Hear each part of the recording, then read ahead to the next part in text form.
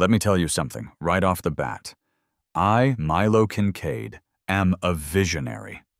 Or maybe I'm just an idiot with a checking account and a questionable tolerance for tetanus. You decide. Look around. This beautiful disaster you see? This former warehouse, current tetanus hazard, future community space, maybe brewery. This is my urban rebirth project. I bought it 3 months ago in the rapidly revitalizing corner of a city we'll just call the city. You know the city. It's the place where a rusty dumpster is worth more than a 4-year college degree, and every third building is either a gluten-free bakery or a boutique dog wash. My goal was simple: turn this hulk of brick and broken glass into something cool, something real. I envisioned open mic nights, thick crust pizza from a wood-fired oven, and maybe a slightly sticky floor, the kind of place where people actually talk to each other. Instead, what I had was a perpetual dust cloud, a mounting pile of debt, and a deeply suspicious neighbor named Mrs. Perkins. I'm standing out front, 8 o'clock a.m. on a Tuesday, looking lovingly at my property. Specifically, I'm looking at the massive, glorious, perfectly acceptable pile of chopped firewood sitting next to the curb. It was a beautiful, chaotic monument to future warmth. It was going to feed the future artisanal pizza oven. It was the color of possibility, and it smelled faintly of oak and desperation. Suddenly, a voice, dripping with sincerity, snaps me out of my romantic reverie. "Milo, my friend, you're getting wood, yes? You are going to build the structure now?" It was Maria, a neighbor from 2 doors down. Maria is the best. She's been here since before the real estate agents started using the word curated to describe a 5-gallon bucket. She's genuinely helpful, but also perpetually convinced I'm about to erect a complex, illegal 3-story condo tower. "Hey, Maria, no structure yet. This is just fuel storage. For the oven. Gotta let it season." I gestured dramatically toward the pile.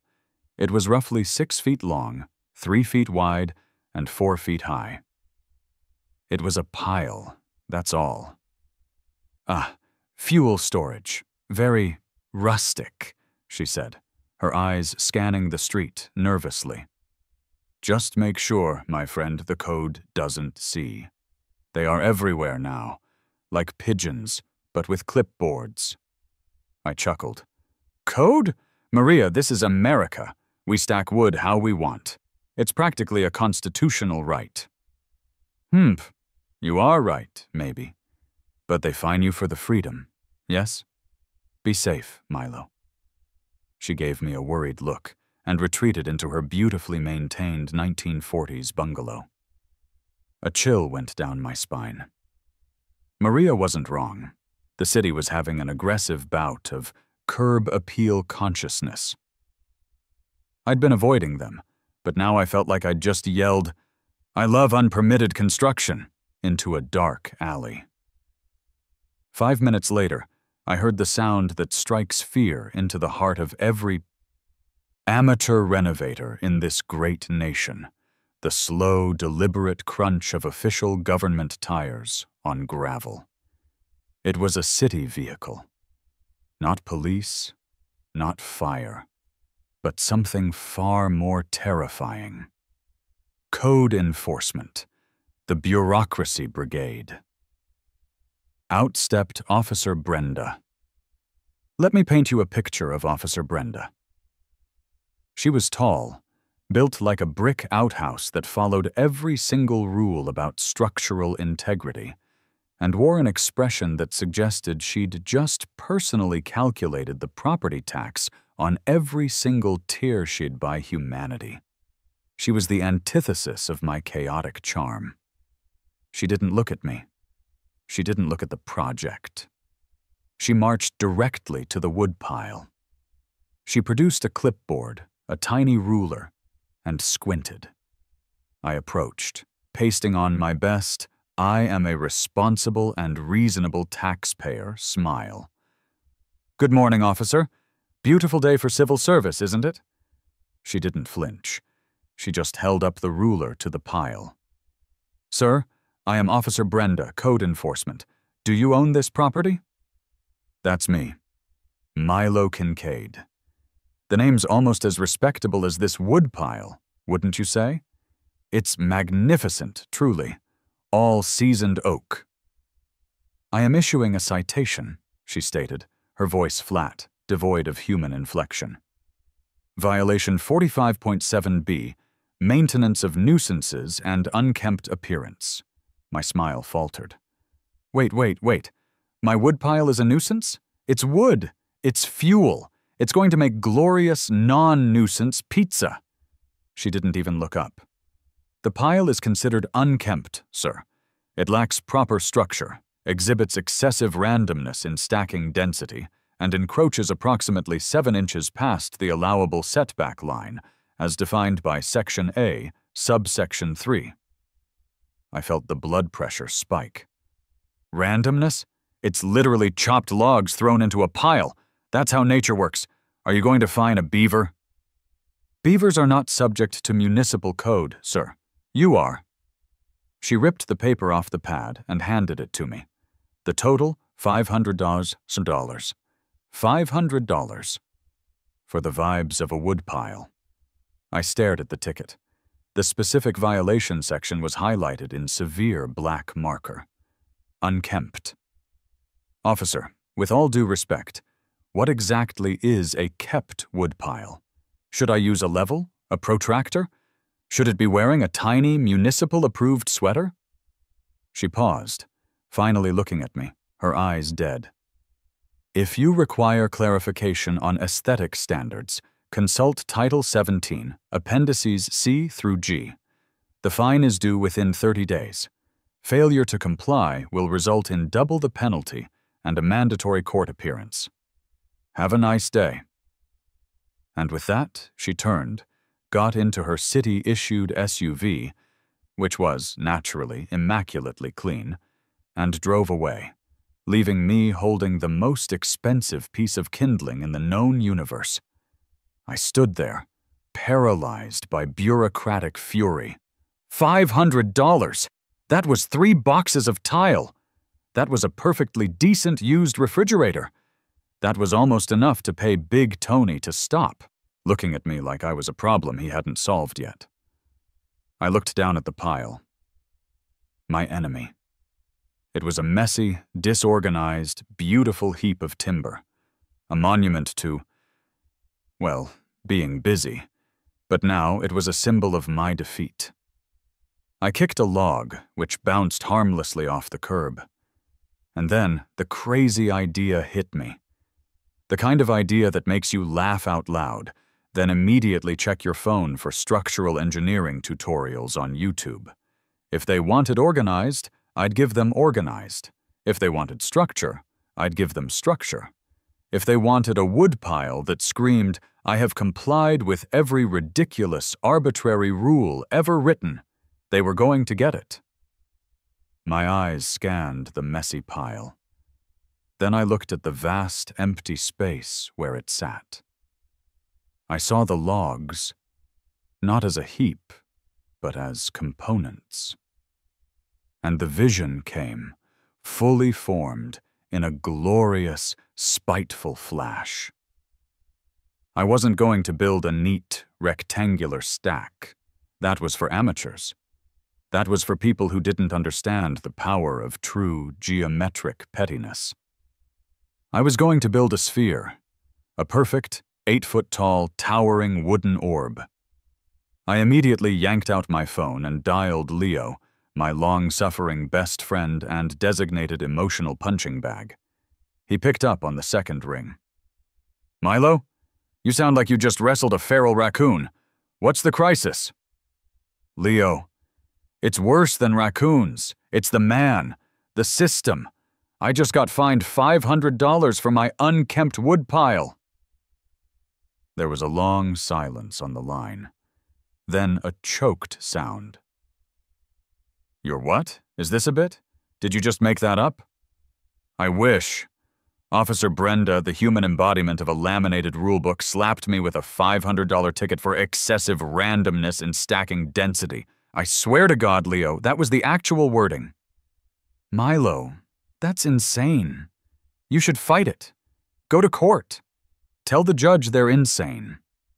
Oh, I'm going to fight it, my friend. But not in court. I'm going to fight it with geometry. Geometry? Are you drunk already? I am going to restack that entire measly $500 pile into a monument to organized defiance. It will be exactly 8 feet tall. It will be perfectly spherical. It will be the single most kept collection of wood in the history of the entire damn hemisphere. Leo started laughing, the kind of hysterical laugh that sounds like a cough. A sphere? Milo, you're not Da Vinci. You're the guy who used duct tape to fix a leaky faucet last week. Exactly. Which means I am uniquely qualified to commit to this level of structural absurdity. I'm calling it the orb of bureaucratic defiance. I need more wood, Leo. I need structural support ideas. This is no longer a woodpile. It's an uncommissioned public art installation with a very petty backstory. Milo, you are going to get yourself arrested. Maybe, but when I do, I want them to have to crane out a perfect wooden ball that took me 3 weeks to build. Now, get me the number for that weird salvage yard you mentioned last month. This is happening. The revenge had begun. It felt glorious, expensive, and deeply, deeply absurd. I spent the next 48 hours in a state of hyper-focused vengeance. The renovation project? On hold? My social life? Non-existent. My only companion was my laptop, the smell of burnt coffee, and the vast, terrifying subject of spherical construction. How to build a perfect wood sphere. Google spit back everything from Da Vinci's drawings of platonic solids to a retired geometry professor's blog called Tessellations and Tea. Turns out, you can't just stack logs and hope for the best. Logs don't like curves. They like right angles. They are fundamentally square-minded. My existing pile of oak was nowhere near enough. For an 8-foot sphere, the limit before the code required a whole new level of permitting. I needed a terrifying amount of volume. The key, the blog explained, was to use uniform, short pieces and stack them in interlocking rings, building internal triangular supports that would eventually form a stable geodesic shell. I started drawing. The blueprints looked like a cross between a mandala and the schematics for a homemade bomb. I figured if I failed as a developer, I could probably get a job designing extremely stable, yet pointless, wooden structures. The sphere would be a testament to meticulous spite. I needed wood that was straight, uniform in diameter, and preferably slightly different shades for that beautiful, kept aesthetic. Before I could fully descend into the spherical madness, I had to deal with the real-world problem, the renovation of the warehouse itself. I needed a contractor, and after interviewing 3 guys who looked at my budget and chuckled, I found Big Tony. Tony was an enigma. He was built like a cinder block and wore a permanent expression of low-grade disappointment. He quoted me a fair price and gave me a start date. His communication style was purely functional.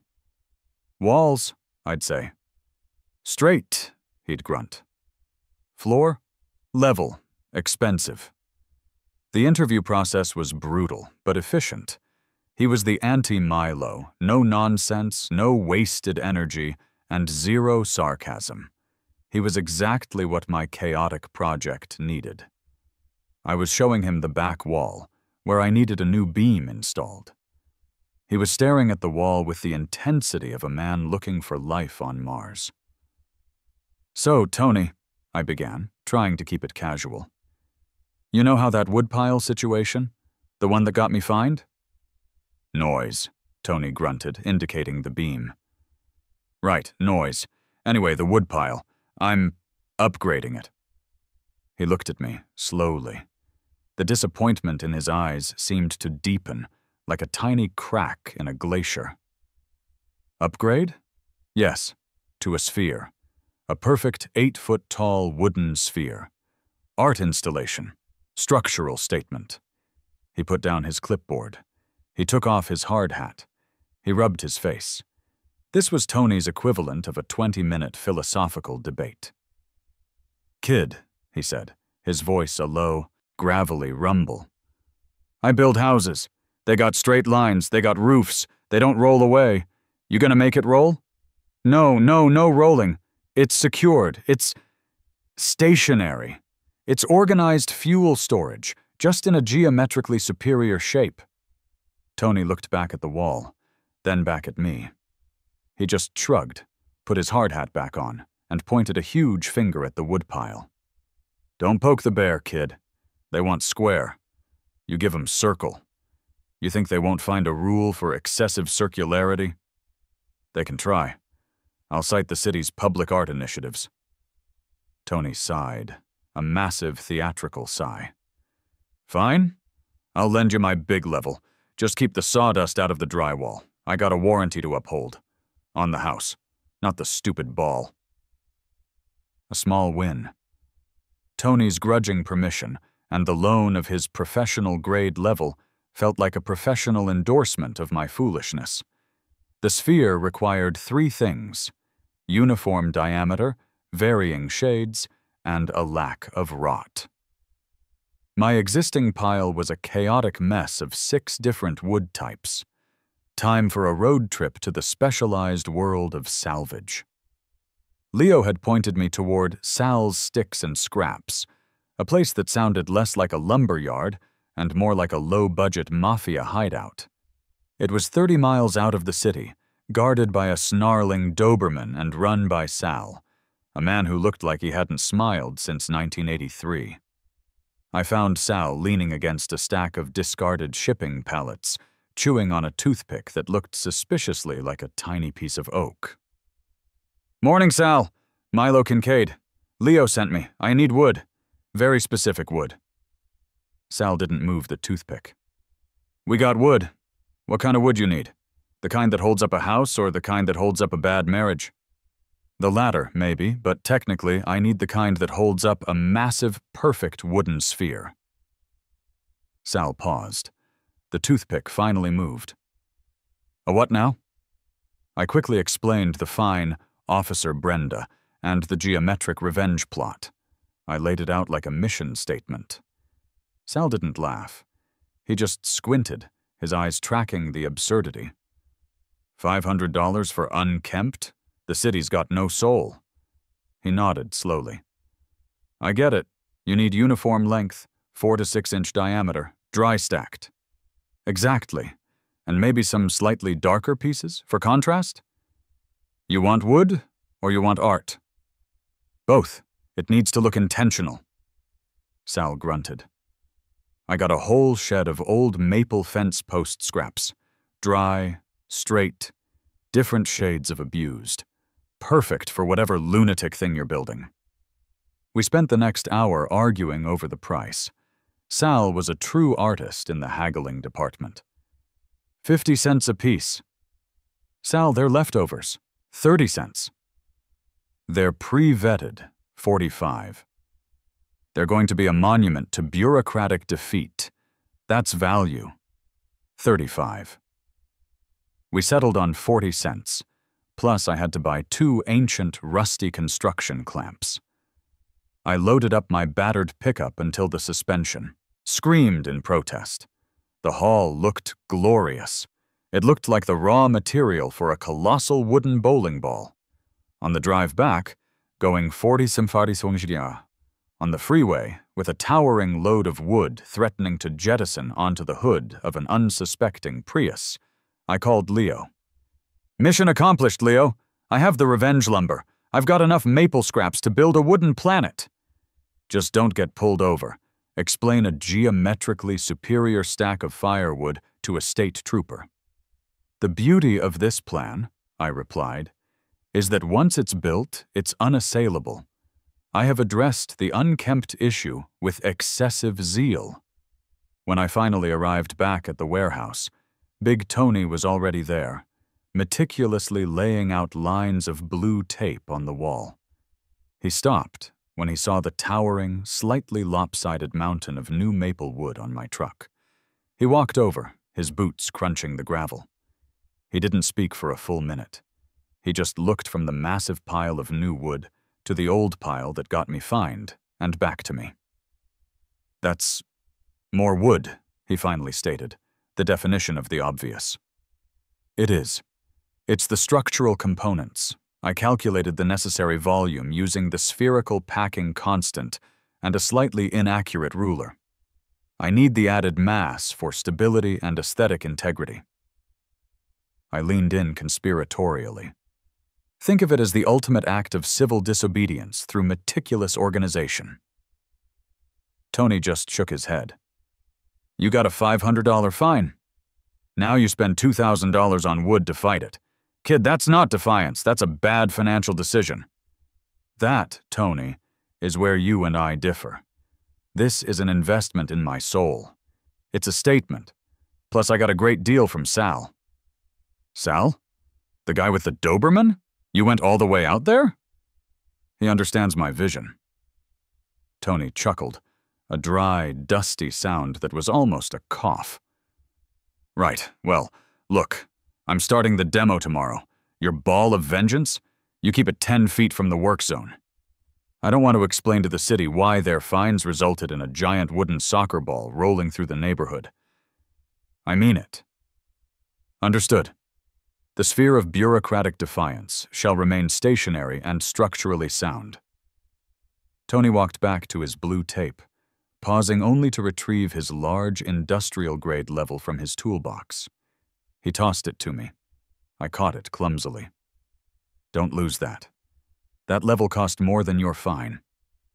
I see this as a professional endorsement, Tony. Thank you. I see it as me covering my own rear when you end up on the evening news." He went back to work. I looked at the level in my hand, a tool of true precision, now dedicated to a perfectly ridiculous task. The weight of the impending construction hit me. This wasn't just a stack of wood. This was going to be a battle with physics, and I was ready. Building the sphere was less like construction, and more like a frustrating high-stakes game of Jenga. I started with a circular base, using a makeshift compass and a piece of string, ensuring it was perfectly level, using Tony's level. The principle, as explained by Professor Tessellation, was simple. Stacked rings of wood, with each log resting in the trough of the two logs below it, creating a perfect interlocking triangle. The challenge was maintaining the curvature, ensuring the logs were always pushing inward, not outward. I worked for days. My hands were raw. I developed muscles in places I didn't know existed, mostly in my lower back, which constantly screamed for mercy. The sheer absurdity of the labor kept me going. Every single log I placed was a tiny, silent act of defiance against code enforcement. The process looked like this. Level the base. Take 1 hour. Stack ring 1. Easy. Looks like a wagon wheel. Stack ring 2. Harder. Needs shims to start curving inward. Stack ring 3. Near collapse. Requires a complex system of ratchet straps and curse words. Step back and check the curvature.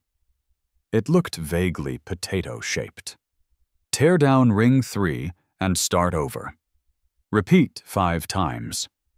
My internal monologue during this period was just a series of geometric frustrations.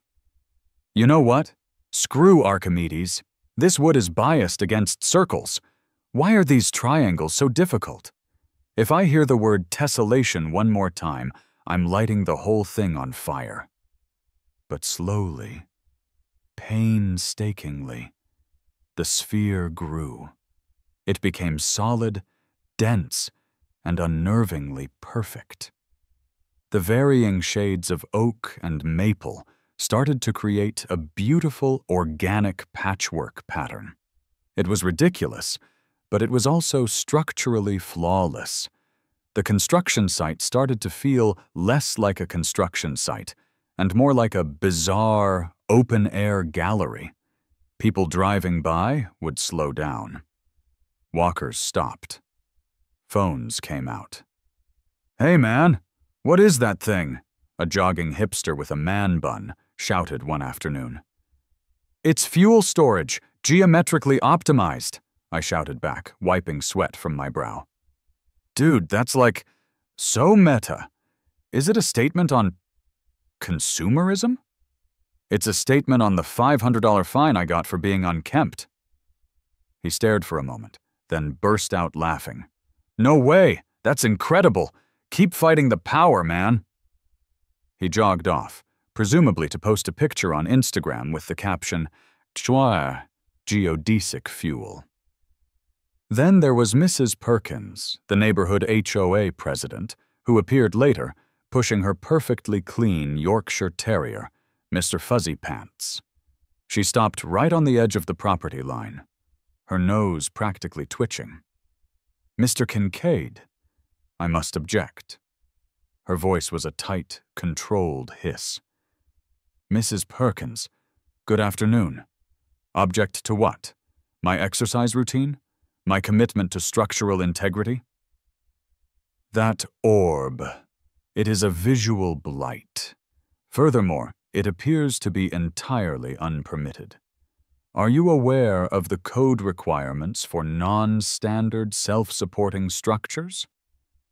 "Ah, Mrs. Perkins, but it's not a structure. It's stacked material. It's firewood. Just stacked with mathematical precision. You see, the city code only specifies that woodpiles must be kept. This, I would argue, is the very definition of kept." She sputtered. "It's 8 feet tall. It's blocking the view of the fire hydrant." "Ma'am, the curvature actually improves the visual line to the hydrant. It's convex. And besides, I received a fine for unkemptness. I am merely correcting the violation with overwhelming overcompliance." She backed away slowly, defeated by logic and an 8-foot wooden ball. "I will be calling the code department," she vowed. "Please do," I said cheerfully, dusting my hands. "Tell them it's getting an excellent curve now." I was finishing up what I internally referred to as the equatorial support ring, when I heard the dreaded sound, the slow, deliberate crunch of official government tires. Officer Brenda. She drove past the warehouse, very slowly. Her eyes weren't focused on the crumbling facade or the discarded drywall. They were glued to the sphere, which was now easily 5 feet tall and looked more solid than my financial future. She didn't stop. She didn't slow down. She just drove, her face a mask of stone. But the look she gave the sphere, the brief flicker of confusion and annoyance, it was better than winning the lottery. She was confused. She was vexed. She was encountering a perfectly legitimate, yet fundamentally illogical form of compliance. I gave her a little wave. She didn't wave back. Naturally. 2 hours later, Brenda's drive-by had a clear sequel. This time, it was a proper police cruiser, headlights flashing, pulling up directly to the curb. 2 young officers stepped out, Mendez and Garcia. Mendez looked bored. Garcia looked like he desperately wished he was anywhere else. "Sir, we received a 911 call reporting a possible hazard," Officer Mendez said, adjusting his belt. "A hazard? Really? Is my lawn too green?" Did a rogue butterfly violate the airspace? I tried to keep the tone light, but my heart was doing a frantic samba.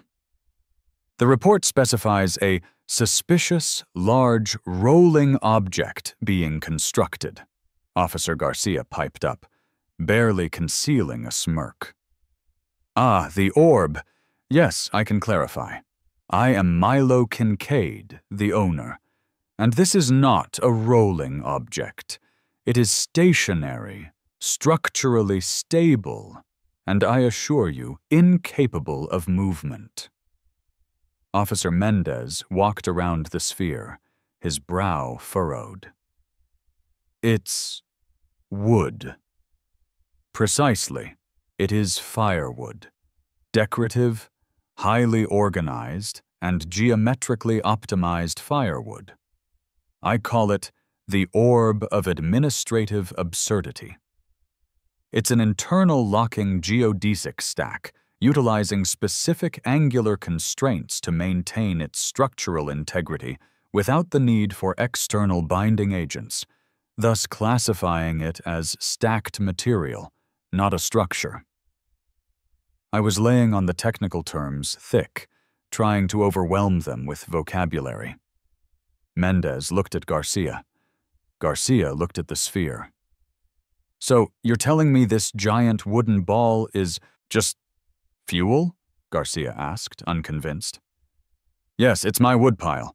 I got fined $500 for the original one being unkempt, so I rectified the situation by making it as technically perfect as possible. It is a work of necessity, born of bureaucracy. Mendez pulled out his ticket pad.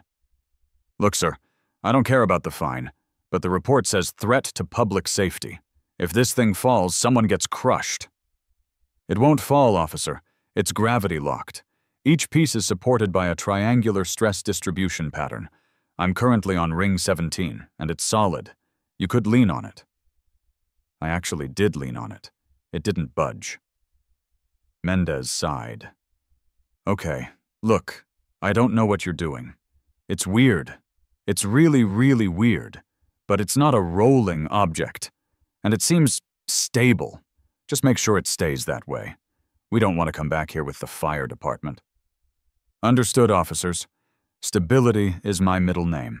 Now, if you'll excuse me, I need to install the next row of uniform diameter maple, ensuring the internal pressure remains constant.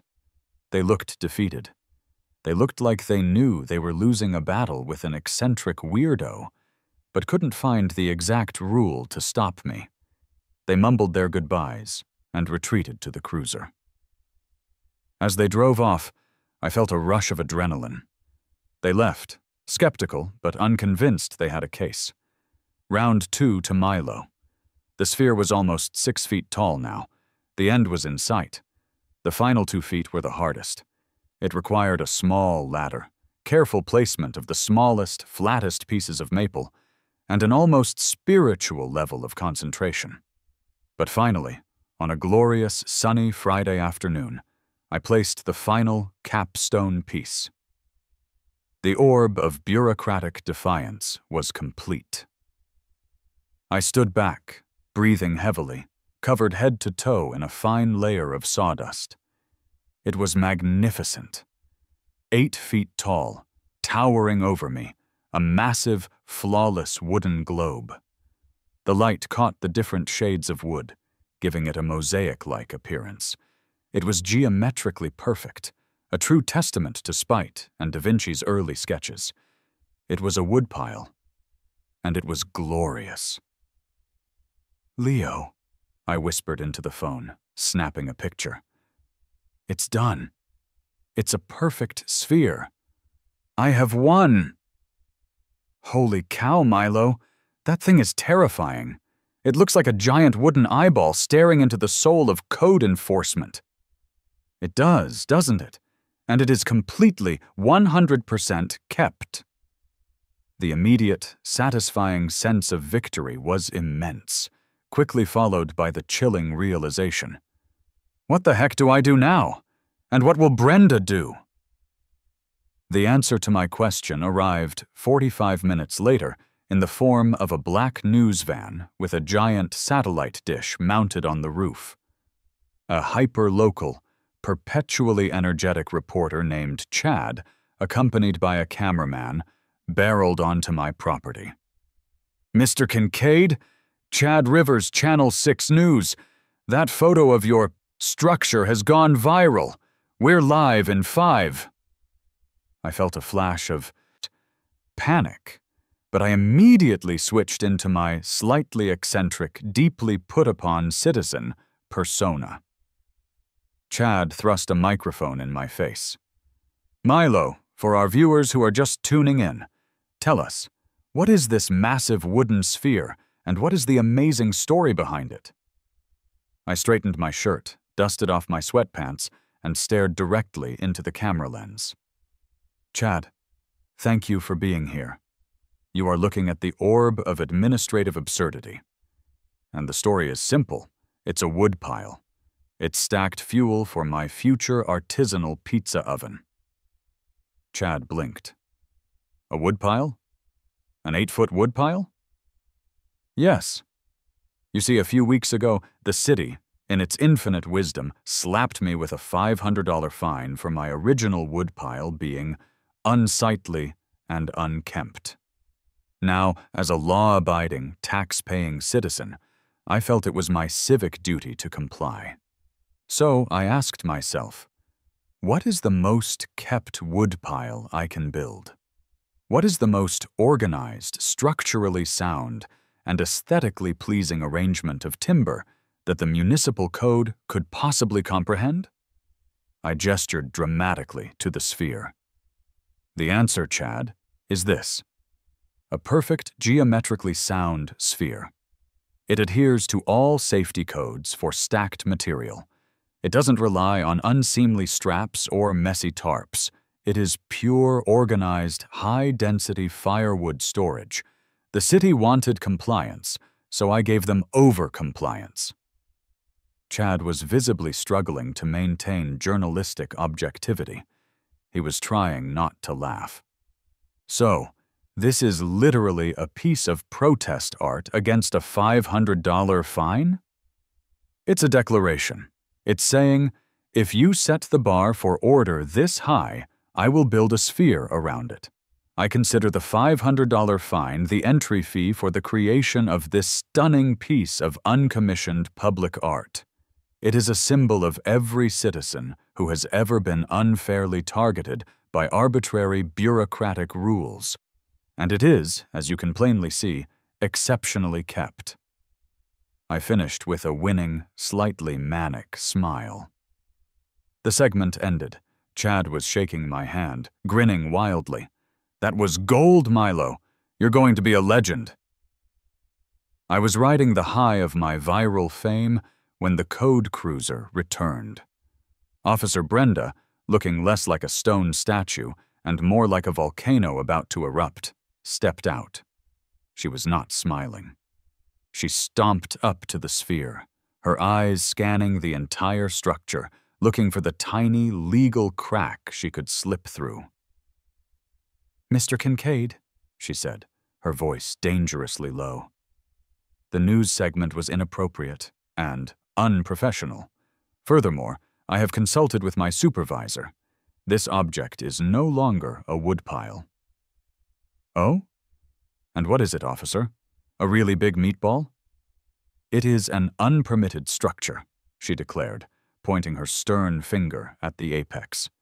"It exceeds the height requirements for an accessory storage unit without engineering approval, and it lacks the necessary foundation for a structure of this scale." I pulled out my phone, already queued up to the city code. "Officer Brenda, with all due respect, I anticipated this. Title 17, Appendix C, Section 4. Stacked material, including firewood, not permanently affixed to the ground and not intended for habitation, is not classified as a structure. This is not affixed. It is held together by gravity, friction, and spite. Therefore, it is stacked material." She paused, her eyes narrowing. She knew I had her on the definition. The loophole was shining brighter than the midday sun. Then it must be moved 10 feet from the property line as per the setback requirement for outdoor storage, she snapped. Ah, but that applies to unkempt piles.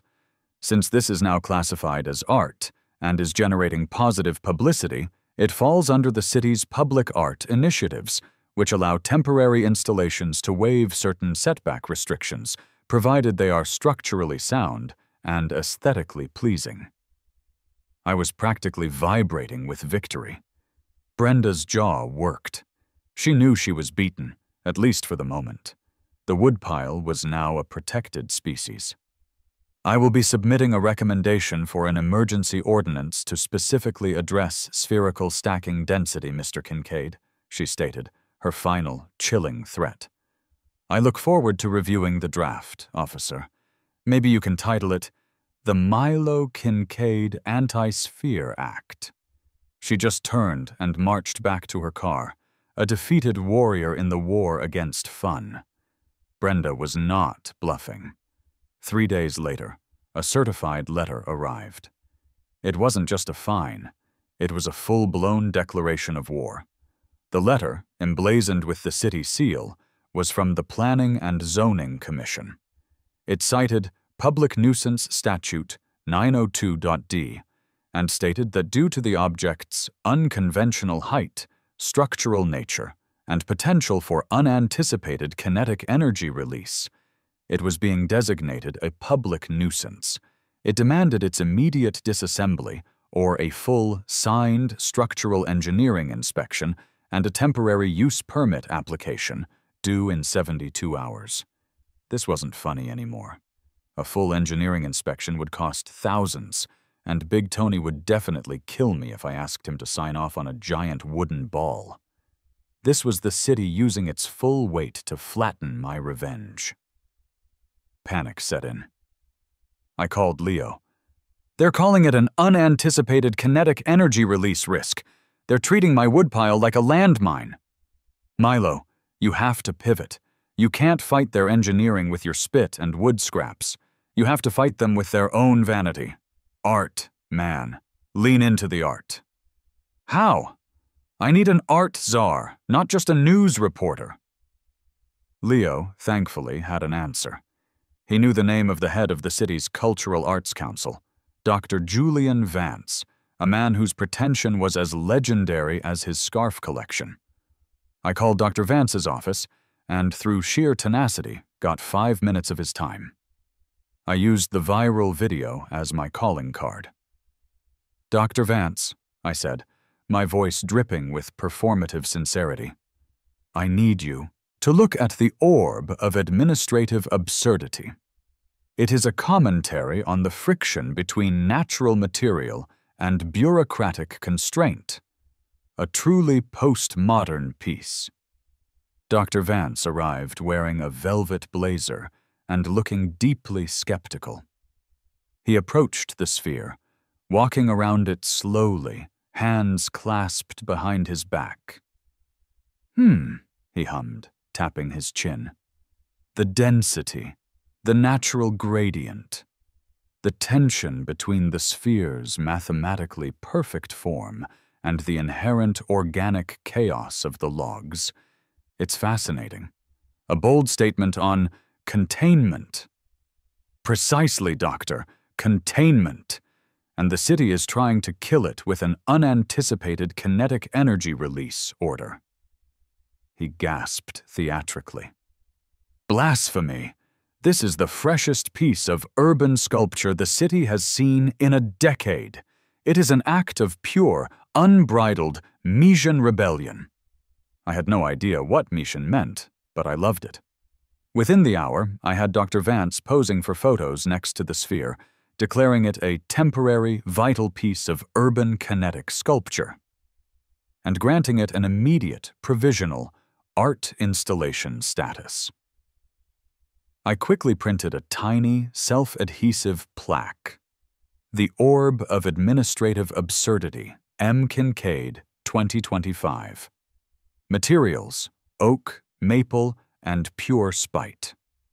I sent a photo of the plaque and Dr. Vance's signed endorsement back to the City Planning Commission. Checkmate, bureaucracy. Later that afternoon, Big Tony walked up, holding his newspaper. On the front page was a photo of Dr. Vance, looking intensely pretentious, next to my orb. The headline, "Woodpile or Wondrous Art, City Divided Over Geometrically Perfect Protest." Tony folded the paper slowly. "Kid, art?" he said, staring at me as if I'd grown a second head. "You call this art? I'm tearing down walls, you're making sculptures." It was a defensive maneuver, Tony. The city tried to categorize it as an unpermitted structure. The only loophole was to categorize it as uncommissioned public art. I had to pivot. "Pivot," Tony repeated, savoring the word like it was rotten cabbage. "Look, I am a contractor. I can build a wall that lasts 100 years. I cannot warrant the structural integrity of a giant wooden bowling ball. You keep that thing from rolling onto my site, or I walk. I mean it. I'm not dealing with the liability of an unanticipated kinetic energy release." "It's not going to fall, Tony. I used your level. It's based on the tetrahedron. It's solid." Tony squinted at the sphere. "The only thing solid about this is your arrogance. Finish your stupid game, kid, but don't mess up my job." I knew he was serious. The battle with the city was fine, but losing Big Tony would be a disaster for the actual renovation. The sphere had to hold. And it was going to. The city council decided to hold a public hearing to address the Kincaid matter. It was the culmination of weeks of bureaucratic wrestling. I showed up wearing my cleanest shirt and my most charmingly exasperated expression. The room was packed. Mrs. Perkins was there, radiating disapproval. Officer Brenda was in the back, leaning against the wall, clipboard in hand, looking like a vulture waiting for the sphere to fail. But there were also supporters. Leo filming the whole thing. Maria holding a small hand-drawn sign that said, "Go Woodman." And, surprisingly, about 20 strangers I recognized from the local coffee shop, all wearing Orb Defense Squad t-shirts. The city council member, a tired-looking man named Councilman Thompson, banged his gavel.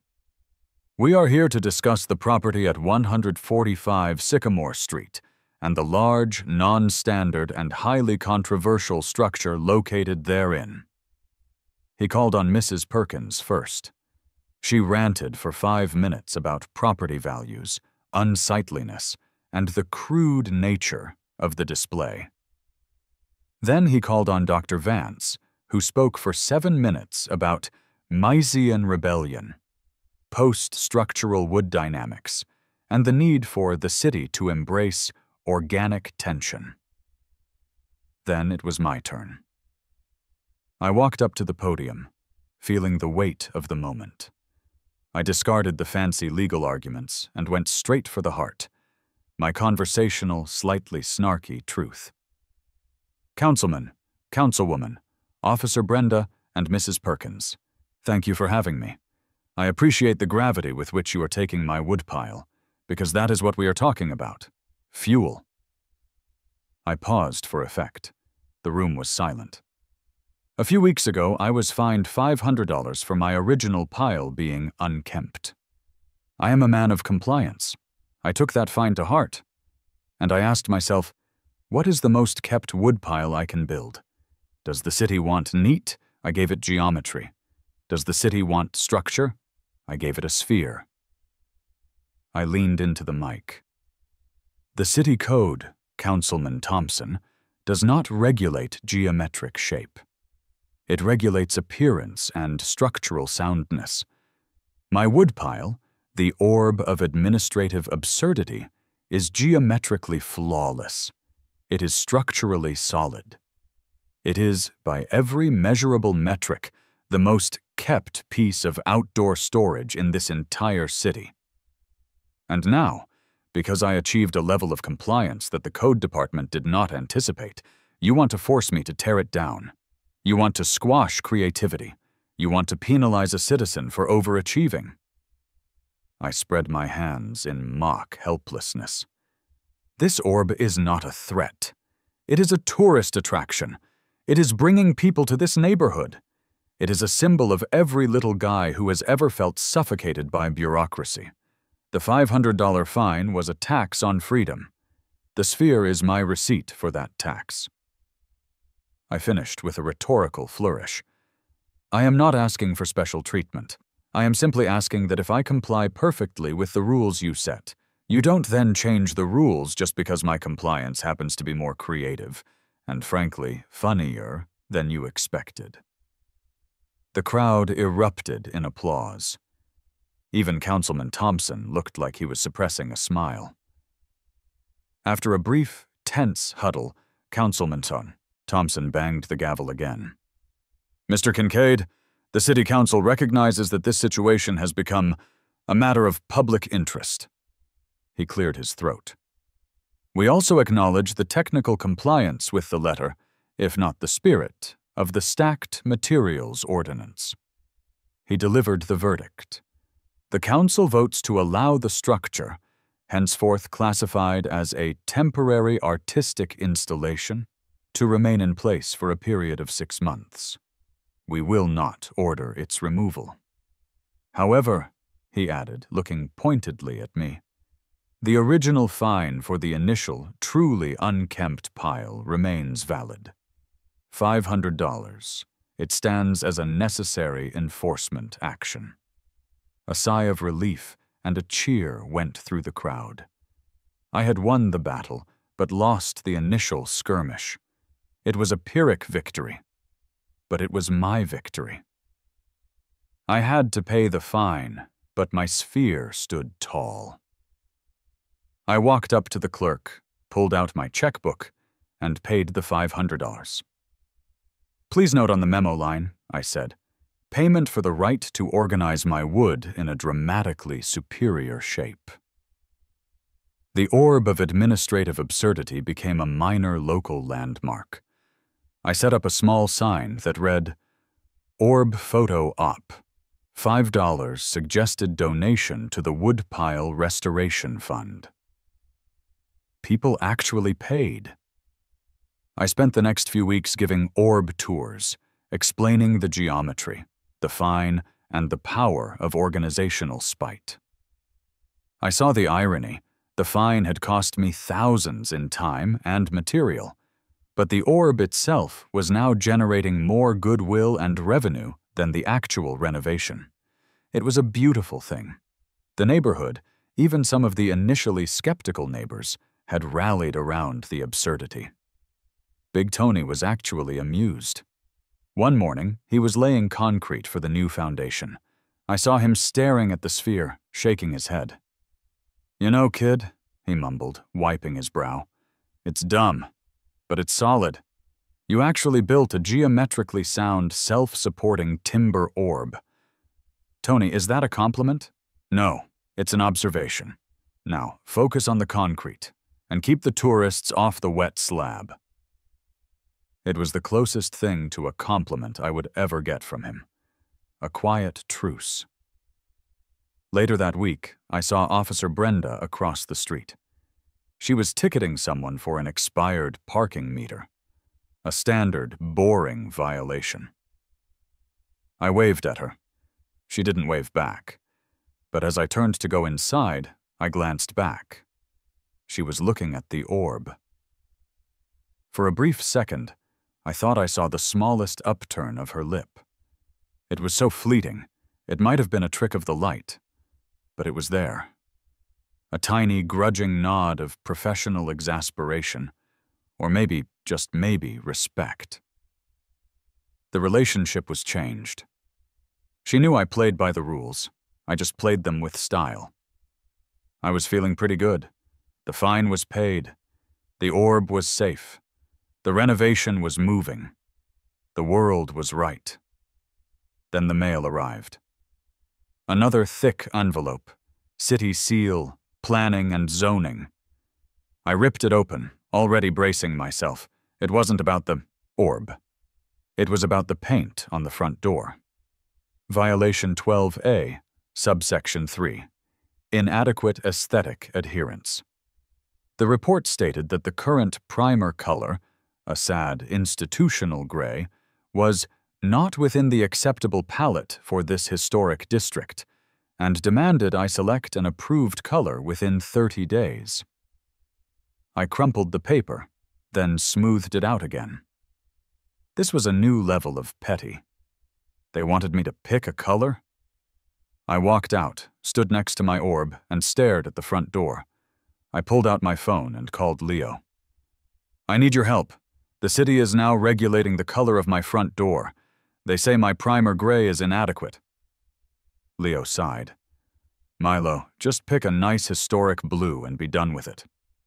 No. They want a new color? They want aesthetic adherence? Fine." I looked at the orb, then at the door. I am going to comply with overwhelming overcompliance. My mind started working overtime. A single color was too simple. I'm going to make it a perfect 8-foot-tall, geometrically perfect, color-changing front door. Leo. I'll use every approved color in the historic district. Simultaneously. That'll teach him to pick a fight with a visionary. I hung up, grinning. The orb was only the beginning. The city was about to meet the next phase of Milo Kincaid's urban rebirth, the hue of administrative hyper-compliance.